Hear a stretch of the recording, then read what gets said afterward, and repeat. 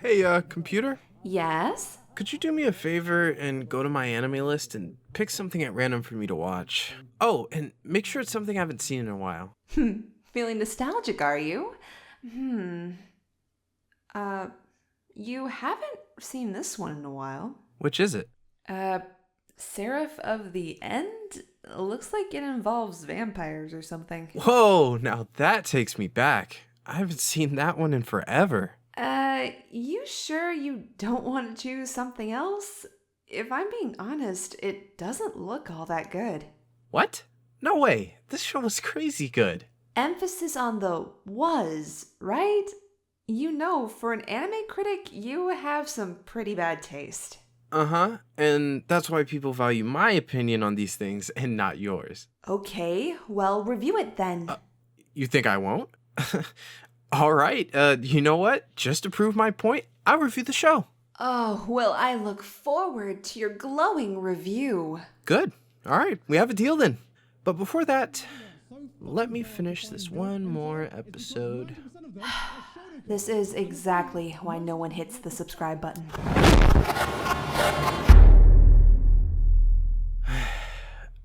All right, look. That wasn't exactly the worst thing that I've ever seen. Right.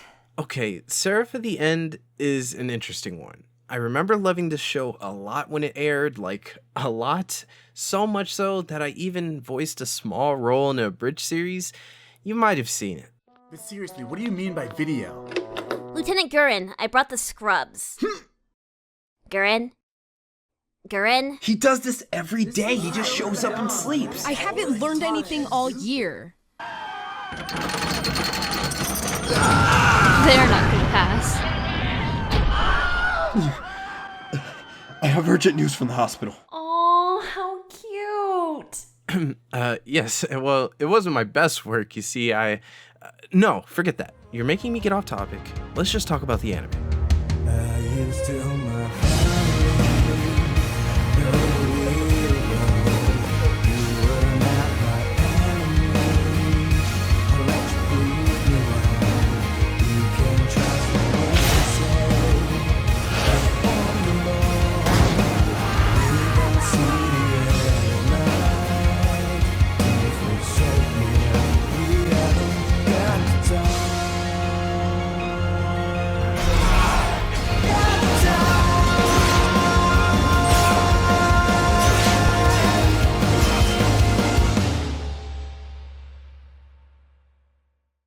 Okay, Seraph of the End. What do I think about it? Well, it has been quite a while since I've seen this show, and my tastes have definitely changed since then. I wouldn't go as far as to say that the show is bad, but like, it's not great either. When watching it, I made sure to try and tap into my 2015 self, and I watched it dubbed, just like I did back then, and oh boy, my standards were so much lower back then. Like, just look at this clip from episode 1. My name's Michaela. I'm an orphan too, so I know how you feel. I was sad at first, but now I have a big family. If you like, you can be a part of it. You think that means anything to me? You wanna know why I'm here? Because my dad went crazy and tried to kill me. And my mom? She was so convinced I was a demon child that she committed suicide. You think you know how I feel? Well, you don't. Keep your family. I don't want any part of it. Wow. That must have been really hard. But starting today, everything is gonna get better. Yeah, keep in mind, this is our introduction to these characters. Immediately you find them extremely tropey and laughable. It was from this scene alone that I knew I was in for quite a ride. If you've never seen or heard of this show, then grab a seat because I'm about to go deep on this one. But before I do that, I still have to go on record in saying that this show still somehow miraculously has one of the best first episodes that I've seen in almost any anime. I mean, there's few that come to mind that I could say are better, but this is definitely in the top 10 that I've seen, all despite having that trash scene that I just showed you. So I gotta give it props for that. Honestly, I don't know how they did it. It just works masterfully. The music and the emotional tension, it just came out so perfectly in the first episode. It starts with our MC Yuichiro moving into this orphanage where he meets our other protagonist Mikaela. It's then shortly after this, a virus breaks out that kills off most of humanity, and in the midst of that, the vampires that have been secretly underground have made their move, and they take all of the remaining children from that orphanage and they kind of just feed off of them for survival. Now, there's a short time skip here where you can tell that Yuichi has started to appreciate the new family he has despite the awful situation they're in. He's still a bit of a hard ass, but much better than he was before. Of course, they can't just stay here forever, so Mikaela develops a plan to escape. It goes very, very wrong. Like, oh my god, I did not see that coming. And this is the scene I was talking about. I mean, even though it's just 22 minutes, you do kind of spend enough time with these kids where you kind of feel bad for them. And I mean, they're kids, you're gonna feel bad. To be honest, I would have expected at least a few episodes before something this dark would happen, but I'm not complaining. It certainly got me to click that next episode button. Then again, if there were extra episodes to develop these other kids, it might feel like bait and you'd be able to kind of figure out that they're going to kick the bucket before they actually do, so ultimately they did make the right decision here. Also, I have to compliment the directing in the scene. The way the music swells and the shot of Yuichi with the gun is just oh so good. Anyway, the kids all get killed, leaving Yuichi by himself to escape. Outside, he's shocked to see that there are actually still some humans left, and they just so conveniently are waiting outside for him as if they knew he would be there. Kinda strange, but I won't dwell on that. Look at you, making excuses. What? That's such a nitpick, though. You gotta be on. You're being a nitpicker. What did you just call me? Nitpicker? So you're just gonna ignore the fact that the vampires just have this extremely elaborate underground society that no one knows about? Well, listen, maybe they, it's actually kind of a good point. Where did the vampires come from? I'm sure this is probably explained in the manga somewhere, but they kind of just exist and they don't really make a real effort to explain why that's the case. I mean, just look at their underground function they have down here. I mean, that doesn't just happen overnight, you know? But hey, maybe that's not super important, there's better things to focus on, like the new characters, for example. Once episode 2 rolls around, we start to get introduced to the true main cast, and I mean, they're all pretty great and they play off each other very well. Well, except for one. Trust me, I'll get to him eventually, but first I want to talk about Shinua because Shinua is just the greatest. She's such a troll, and out of everyone there, she's the most lively, and I'm kind of just a sucker for characters like her. You get the impression that the reason why she messes with people is just because that's her way of showing affection. She's pretty much in that happy medium where she's not quite tsundere, but she's just close enough to where you can still like her and not find her annoying, if that makes sense. Now, don't get me wrong, there's nothing wrong with having a good tsundere. It's just there's a certain level, and you know what level I'm talking about, where it just becomes extremely hard to watch, at least for me. Get in. Next stop, Shinjuku.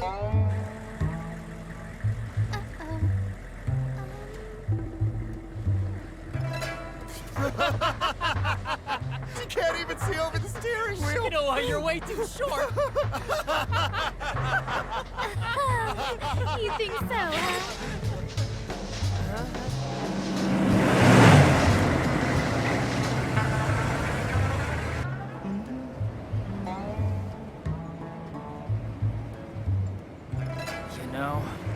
We probably shouldn't make fun of Shinua's height anymore. I actually agree with you for once. This video is sponsored by Loot Crate. Whoa, this is the first time I'm hearing that. We're sponsored by Loot Crate? Yeah, Loot Crate. Loot Crate is a monthly subscription service where each month you receive a box with a random assortment of goodies. I do happen to like goodies. They have boxes of all sorts, ranging from Marvel, Wizarding World, to even anime. Each month you'll receive 4 to 6 items of geeky goodness from all your favorite shows and manga series. Oh, computer, look at this cool shirt I got. As you can see, this box is from the Studio Trigger anime crate. If you want to get in on the fun, you can use a discount code AWKWARD for 15% off your first order. That's AWKWARD. Computer. Well, this is awkward. back to the video.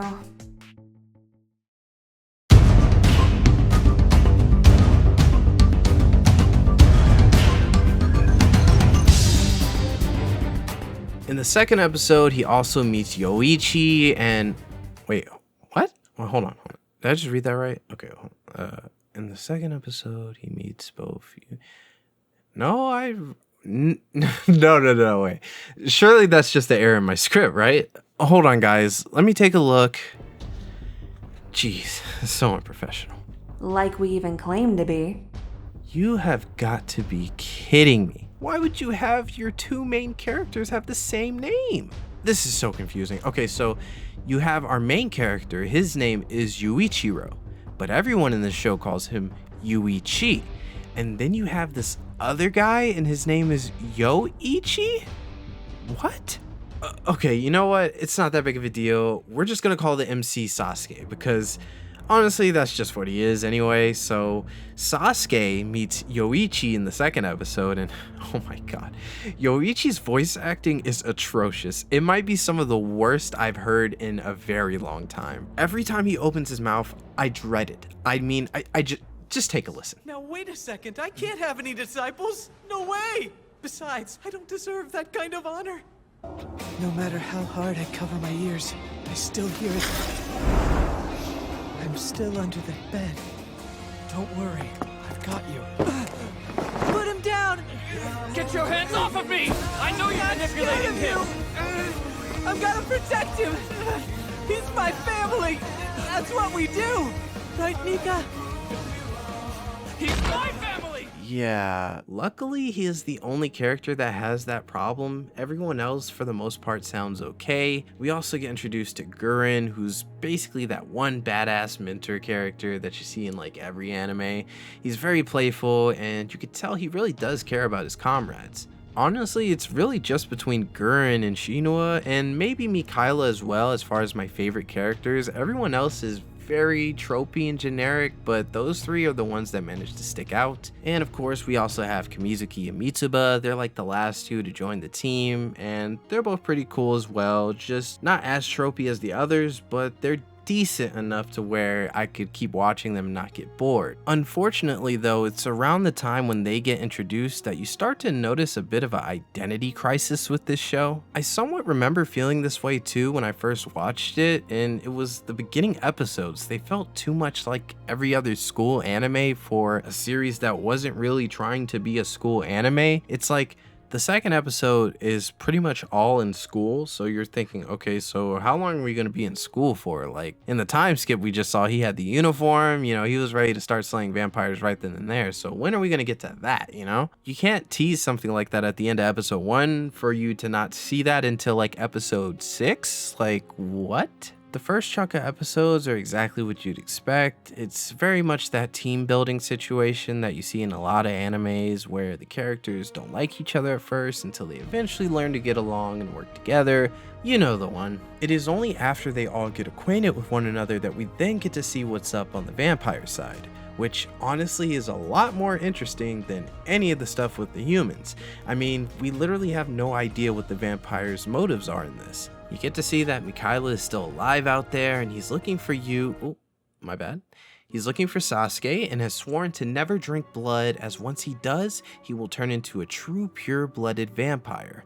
And honestly, this concept is a little interesting. I mean, how long can a vampire survive without actually drinking blood, but drinking the blood of another vampire? One of the things that I really like is how they make an effort to show that the vampires aren't entirely evil. I mean, if you go back to episode 1 when they were feeding off the kids, I mean, I'm sure there were a few bad eggs here and there, but for the most part, they wanted the kids to live normal lives and, you know, still remain in families and in groups. They could have easily done the stereotypical evil thing where they have them hooked up to machines and they're literally just there to serve one purpose, but they actually let them live kind of somewhat normal lives, so they can't be entirely evil, right? There's even a few scenes where you get to see vampires save some humans, so it's very much not a black or white situation here. There's definitely some gray area there, and some of the vampires are just existing because they have to. Also, wait, hold on a minute.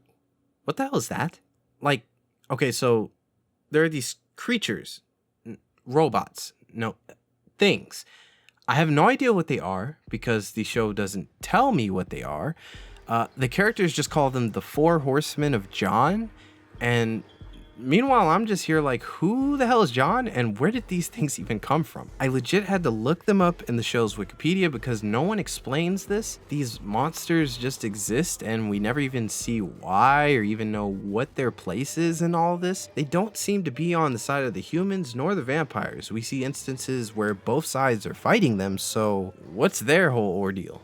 I mean, the wiki literally says that they are monsters created by the Brotherhood of 1,000 Knights. Okay, what is that? Like, the show has never once brought up these 1,000 Knights. What?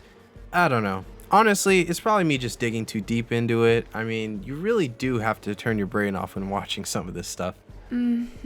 Okay, so would you list that as a positive or a negative? You're really gonna ask me that? I mean, you said the show was just so good, so I'm just trying to gauge your logic behind that. There is no logic behind it. It's opinionated.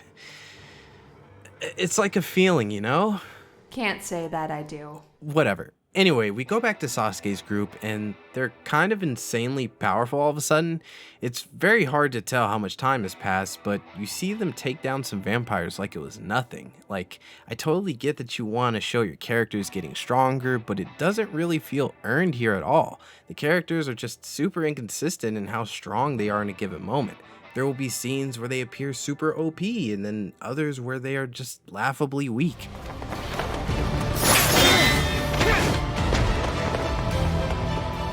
Damn livestock.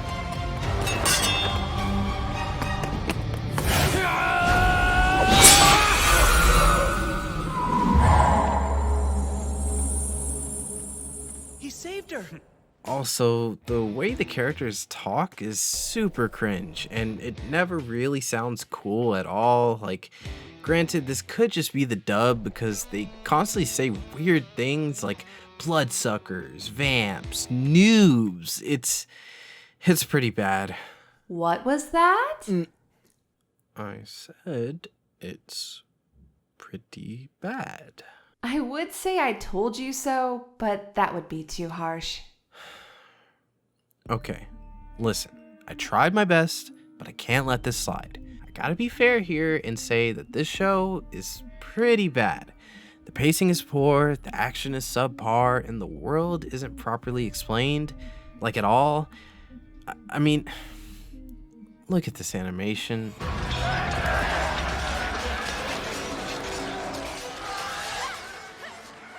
Oh my god, and don't even get me started on the CGI Lambo.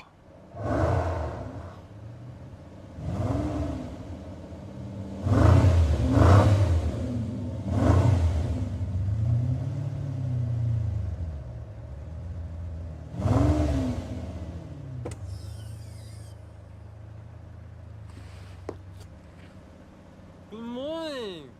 I want you to look at this fight scene. He puts a paper bomb on him, which somehow levels an entire building, and then we cut to this barren and empty background with no sign of destruction, only for him to say, I evaded the blast. "Oh, look, I try my best to defend this show, but this is just inexcusable. Never have I seen a show try so hard to be cool and yet be so lame at the same time. It's just crazy to me that this show somehow is able to present more tension and stakes in the first episode than any other episode in the season. It literally peaked at episode 1. That should never be possible." I tried to warn you. But hey, what do I know, right? Just give it a score and let's talk about something else. Hey, this review is not over yet. That was just season 1. And after all, I wouldn't be a good reviewer if I didn't cover the whole thing, right? Oh, brother. I may have eaten my words on this, but don't you forget that this video was your idea, not mine. Don't get me wrong, season 2 is still pretty bad, but it's a lot better than the dumpster truck that was season 1. Season 2 picks up right after the ending of Season 1, where Sasuke over here legit awakens a curse mark and passes out after going berserk on all his friends. And admittedly, it was kind of a cool scene, but the whole setup to that scene was just awful. And it's revealed that he and every single one of the kids at that orphanage were test subjects for a secret experiment called Seraph of the End. Coming full circle now, aren't we? I guess this was supposed to be that aha moment, or the scene that makes everyone go, what? Like, nice try, but your show is just not that deep. Honestly, the problems with Season 2 are very much the same ones I had with Season 1, but to a lesser extent. The music editing is still pretty atrocious. Like, oh my gosh, these are some horrible scenes. Let me show you. You're dead, human! Die! Enjoy your last few seconds alive, bloodsucker. What? How dare you speak to me like that? But for every 5 scenes we get like that, we do get one that's like this. もういいや。そうやってどうせ最後は殺す気なんでしょ。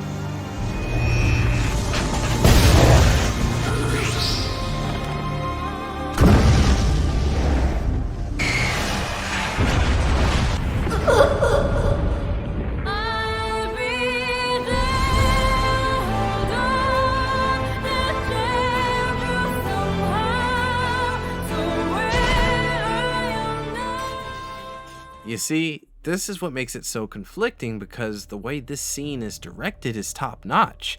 Just why isn't the whole show like this? I mean, this scene along with the ending of the first episode are just ones where I get some heavy Attack on Titan vibes in it, and it's not too far out of the realm of possibility. I mean, this is done by the same Wit studio that did AOT at the time, so why is it like this? Was it low budget? Was it just bad source material? I'm not sure. It's like I can see the small remnants of greatness that's just hidden beneath all the garbage. Keep digging. I think you'll find that underneath all that garbage is just more garbage. You know, I went an entire 36-minute long video without you saying a single word, and if I'm being honest, it was a moment of bliss. We know you don't mean that. Really? It wasn't the least bit convincing? Not in the slightest. I mean, you were, it hurt a little bit. A little bit. No? All right. Well, I guess I should just wrap this up by talking about the good things that were in Season 2. This time around, the pacing is significantly better. There's fights with actual build up to them, and if I'm being honest, the first half of Season 2 is legitimately good. The fleshing out of Gurren and his relationship with Sasuke, I'm sorry, it's funny that I keep calling him that, but no, seriously, it's all good stuff. The rescue mission to save Gurren actually had me a little hyped, I'm not gonna lie. I also really like the fact that Mikaela has a bigger role in the story at this point. It's just really cool to see him get to interact with all the team members and eventually come around to trusting humans again. Unfortunately though, that's where the good ends, and the second half of the season just becomes a jumbled mess. If there's one thing that I absolutely hate, like I cannot stand in any show or movie, it's whenever they have that trope where a character becomes mind controlled or gets put under some sort of spell. And it might not make sense where I'm just saying it like this, but if you really want to know why, it's because of scenes like this. Interesting. You won't touch me because of the body I'm in. Yoichi, I know you're in there. Don't let this stupid demon get the best of you. Snap out of it. We're supposed to kill vampires together, remember? Yoichi, get yourself together. You're strong enough to beat this thing.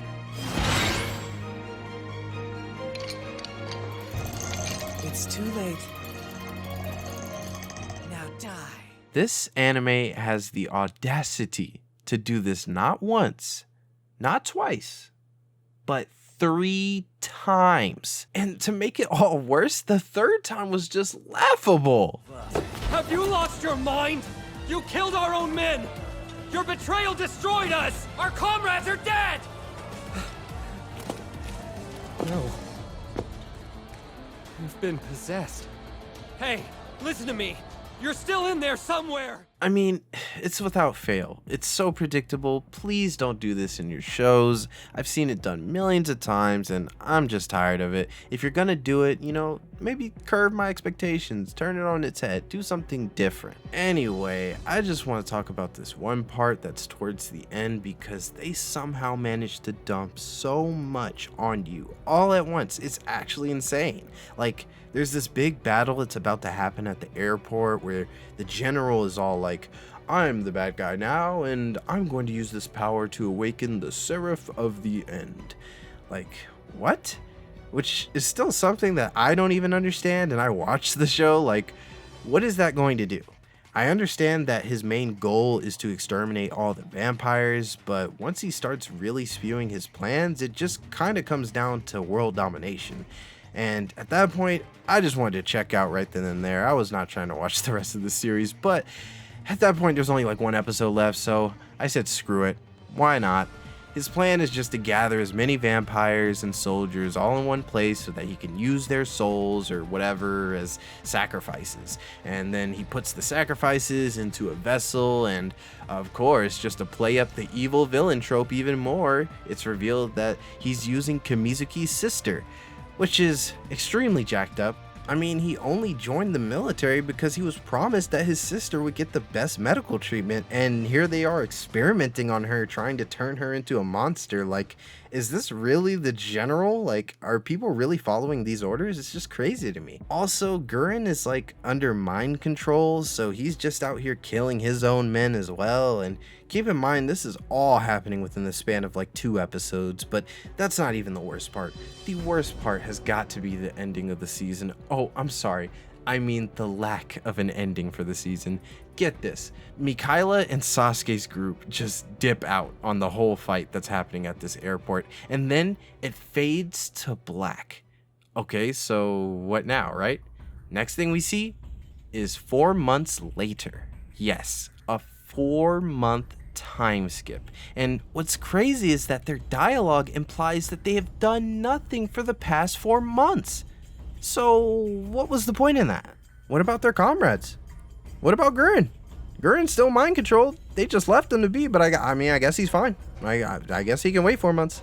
Like, from my perspective, everyone just died at the airport. I mean, I have no reason to believe they survived. Now, I'm sure the manga does it better. I'm sure it's different, it's fleshed out, and it makes sense. But here, this is a travesty. And what was the whole scene with the ocean where he's walking in the ocean like he's about to go drown himself, but then he stops and I'm like, okay, is this Attack on Titan season? Like, what is this? I don't understand. He's literally in the ocean. It looks straight up beat for beat Attack on Titan season 3. Like, I don't even know if this is just a Wit Studio thing or if this is by chance, but I mean, it's almost a shot for shot comparison in a lot of ways, but I don't know. I thought I was going crazy for a moment, even though I know this definitely came before Attack on Titan season 3, so it's not like it was copying it or anything, but I don't know if that's in the manga or not, but it's definitely interesting that Wit Studio also did season 3 and this, and yet this scene is almost exactly the same. I don't know. You guys are welcome to speculate that in the comments. It's crazy to me that I used to think the show was such a solid 8 out of 10, but honestly, this is such a 5 and borderline 4, really. This does give me an idea though. I would like for all of you to post a comment putting an anime that you really enjoyed when you were younger, but now you can't fathom ever watching again. I actually want to see what you guys will put, because if there's one thing to take away from this video, it's that we have all had bad taste at some point in our lives. Well, at least there was something to learn from this video. Say what you want, but I actually had fun making this video. And if you all enjoyed it, then please hit the like, comment, and subscribe. I'll see you guys in the next one.